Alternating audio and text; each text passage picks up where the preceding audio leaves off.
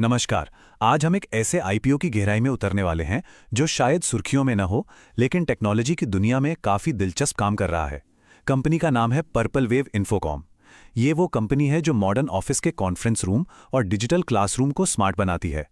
तो चलिए पता लगाते हैं कि क्या इस छोटी सी टेक कंपनी में एक बड़ा मौका छिपा है।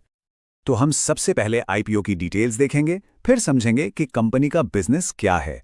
उसके बाद इसके फाइनेंशियल्स पर नजर डालेंगे, वैल्यूएशन और फ्यूचर प्लान्स को समझेंगे, और फिर खतरे और मौकों को तौलकर एक फाइनल नतीजे पर पहुंचेंगे। तो चलिए शुरुआत करते हैं सबसे बेसिक जानकारी से, यानी आईपीओ की डिटेल्स क्या है। तो देखिए, आईपीओ 28 नवंबर को खुल रहा है और 2 दिसंबर को बंद होगा। प्राइस बैंड है 120 रुपए से 126 रुपए प्रति शेयर। लेकिन यहां एक चीज पर नजर जाती है, वो है मिनिमम इन्वेस्टमेंट 2,52,000 रुपए। ये इसलिए है क्योंकि ये एक एसएमई आईपीओ है और इसकी लिस्टिंग मेन एक्सचेंज पर नहीं बल्कि बीएसई एसएमई प्लेटफॉर्म पर होगी। तो ये एसएमई आईपीओ होता क्या है? जैसा कि नाम से ही पता चलता है, ये छोटी और मझोली कंपनियों के लिए होता है। निवेशकों के लिए इसके दो बड़े मतलब हैं। पहला, जैसा हमने देखा, इसमें एक बड़ा लॉट खरीदना पड़ता है, तो कम से कम निवेश की रकम ज्यादा होती है। और दूसरा, एसएमई प्लेटफॉर्म पर शेयरों की खरीद फरोख्त यानी लिक्विडिटी बड़ी कंपनियों के मुकाबले अक्सर कम रहती है। चलिए अब सबसे जरूरी बात पर आते हैं। आखिर ये कंपनी करती क्या है, इसका बिजनेस मॉडल क्या है। कंपनी का मेन काम है प्रो एवी इंटीग्रेशन। अच्छा, ये सुनने में थोड़ा टेक्निकल लगता है ना, तो इसे आसान भाषा में समझते हैं।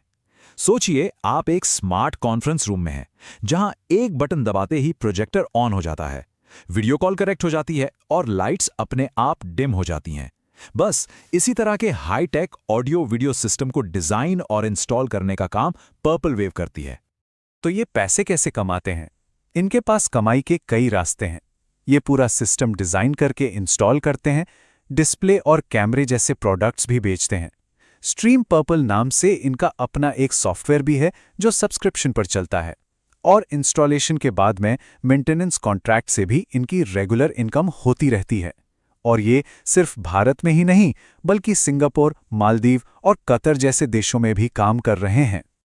किसी भी कंपनी की असली कहानी तो उसके नंबर्स बताते हैं। तो चलिए अब जरा इसके फाइनेंशियल हेल्थ चेक पर एक गहरी नजर डालते हैं।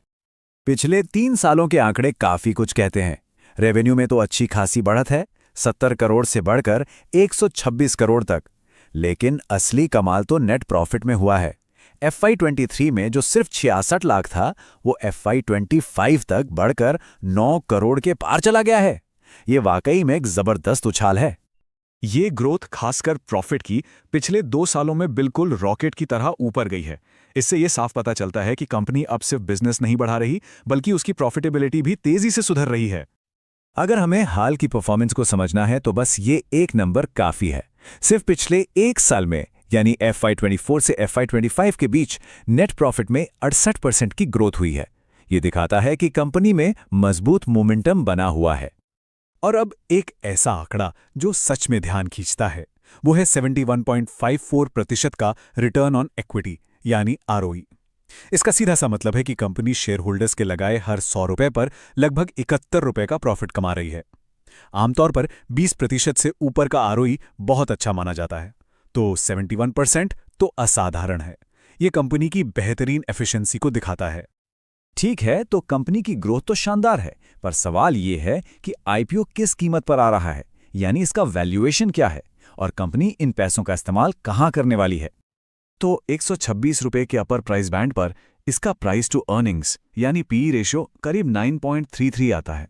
अब सवाल यह है कि यह नंबर अच्छा है या बुरा, सस्ता है या महंगा। देखिए, आईटी और टेक्नोलॉजी सेक्टर में जहां कंपनियों का पीई रेशियो अक्सर 20, 30 या उससे भी कहीं ज्यादा होता है, वहां 9.33 का पीई काफी कम और आकर्षक लगता है, खास तौर पर तब जब कंपनी का प्रॉफिट 68% की रफ्तार से बढ़ रहा हो। इस हिसाब से देखें तो वैल्यूएशन काफी वाजिब लग रहा है। अब बात करते हैं कि आईपीओ से जुटाए गए पैसों का क्या होगा। कंपनी इसे 3 मुख्य कामों में लगाएगी। एक बड़ा हिस्सा जाएगा नया ऑफिस खरीदने में, दूसरा हिस्सा कंपनी अपना कर्ज चुकाने में इस्तेमाल करेगी और बाकी पैसा दूसरे कॉरपोरेट कामों में लगेगा। कर्ज चुकाने से कंपनी की बैलेंस शीट और भी मजबूत हो जाएगी।